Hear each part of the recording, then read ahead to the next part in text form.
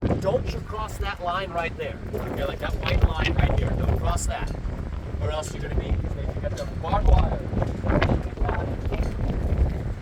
Hiking trail that goes to the top of that mountain. And you know what's on the other side of that mountain? This other country called Canada. Where there's literally, in this just area, what is it? Swanson.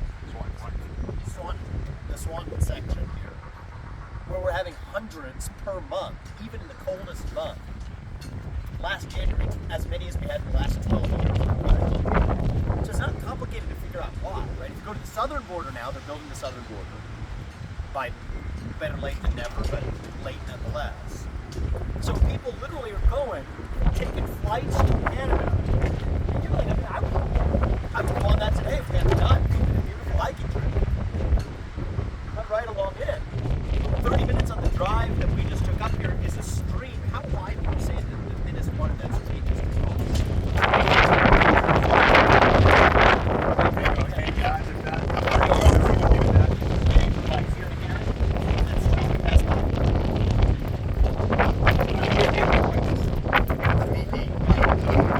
just pass that stream on the drive over. Take that hiking trail over to that stream, you come right over here. So that's part of all of this formality. But then we have the hiking trail. Now go over to Canada and you take the back down to that stream that we just drove by to cross over. So it makes me wonder why we even bother with all of the pomp and ceremony if we're not actually learning this stuff. And actually in this, I ran on my way over here, I remember in this case about the last 4 months.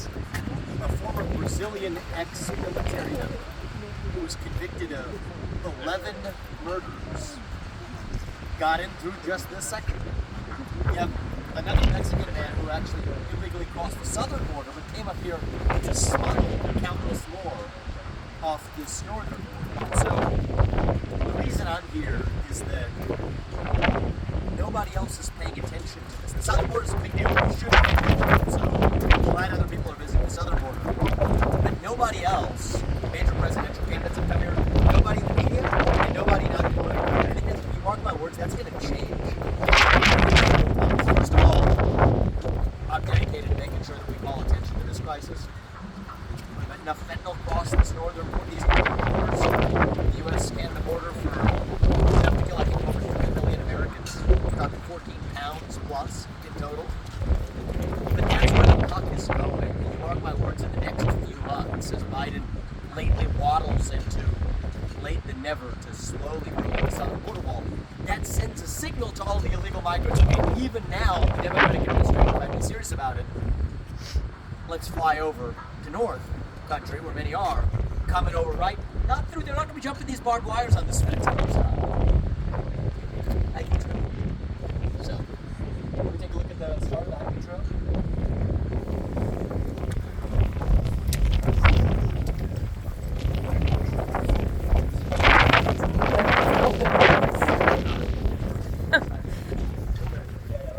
You're in Canada.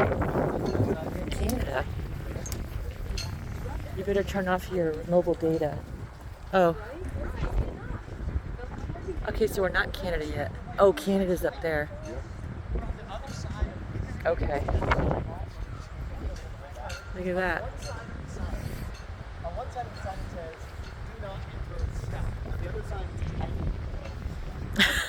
Doesn't make much sense. That's New Hampshire. I mean, I love going on a beautiful hike, but this hike leads right over to Canada. It's a two-way hike. It's okay. It's okay. We just passed by. And yet we have this beautiful image suggesting that it's custom border protection, when in fact the border protection part isn't happening. I'm saying it's all custom and no border protection. That's the way it looks like to me.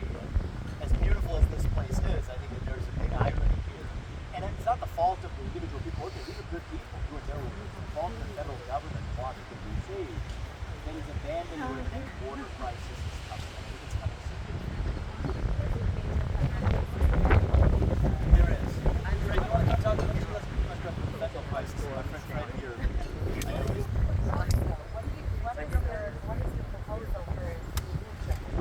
me give Fred a chance to share his story. He lives in Kansas and has some orders around this. Yeah, and I don't think it's a secret. Nowadays, you can't talk to any individual that hasn't been affected by the fentanyl crisis in some way, shape, or form. And sadly, in the last year or so, it's bumped up so much that you could probably, I've been in rooms where I said, raise your hand if you've been affected. Raise your hand if you've lost somebody, and those numbers have gone up. I personally have lost 2 brothers to the scourge, okay? And it's time. We're done. We're done. We have to move forward. The narrative of border security is not a narrative. It's a real emergency. It's a real nemesis to us as a country, period, end quote. You haven't been to this border before, or have you? I've been to this spot? Absolutely. And how does it, I know it's personal given you lost 2 brothers, but to see that there's that much fentanyl crossing right around this supposed guarded border, what does that make you feel? It's exactly supposed guarded border. If I'm correct, it's some 220 miles of what we're seeing right now. If you turn behind you, you see a fenced-off wired area. Secure Barbed wire, not just fence, barbed wire on top. This is it. Probably It's like a relic. a quarter to a half an acre. Might as well be a museum. But everything else is wide open. Wide open.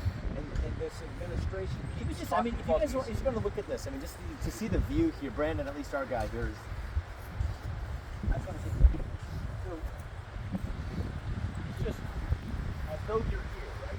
On one hand is the hiking trail, beautiful hiking trail, we have hiking, we have good hiking. We have the barbed wire fence surrounding this area. Now the attraction is the hiking trail. Goes all the way to Canada. And then here's all of the area without any fence. And then behind those things, maximum 10 dollars. Get you ready to cross. So you want to cross the border legally, you find your wait in line or whatever. We're here on Saturday. There's a traffic bit. Come right on in. But let's say you don't want to do it that way for whatever reason. Maybe you're Brazilian, ex-military, you kill 10 people.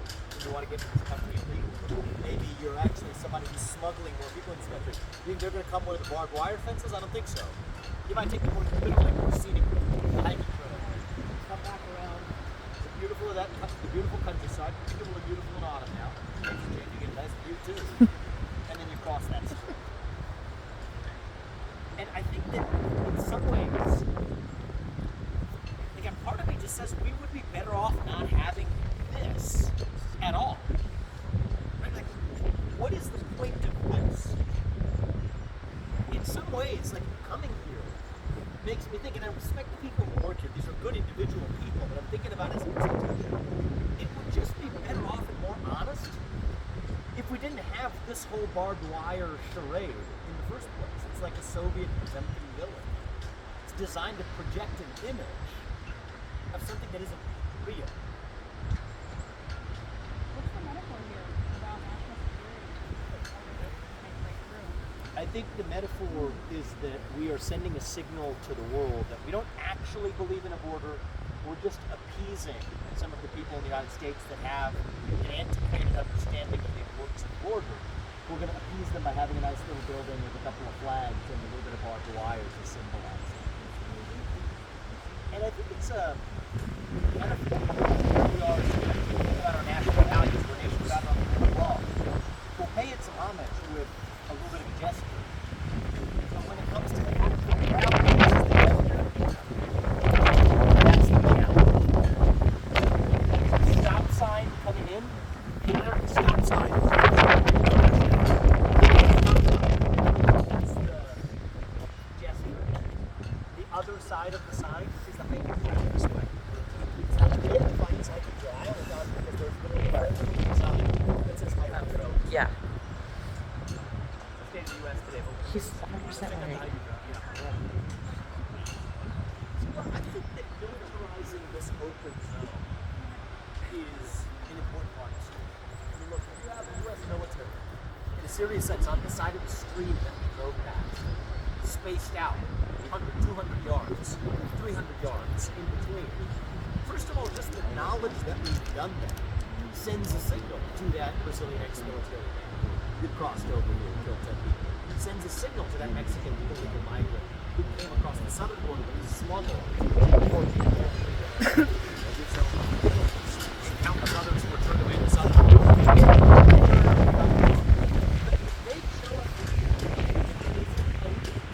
against with barbed wire and then a hiking trail.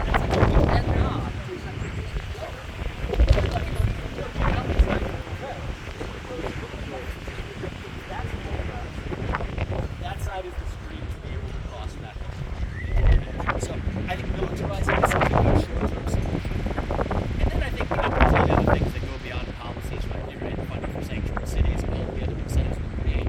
But the frontline incentive is right there, the wide open door.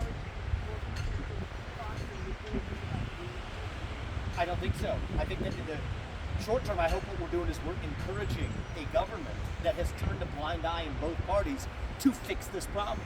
And my call here is to anybody in Washington, D.C. who's talking about the border crisis, and I'm mostly just talking to the Republican Party, at least if the party that's more focused on it. Don't just focus on the southern border. You squeeze that close as we should, it spills over right behind people. And so, yes, the people in power need to have accountability for solving the problems they talk about. And they haven't done it, which is why I think it takes citizens like myself to get the job done. There's been a lot of conversation about trying to create a southern border aid, the next government funding package. Do you want to see both something? borders. And Both what borders. specifically would you like to see? Border wall funding? I would say military funding, military applications, commitments from the existing U.S. military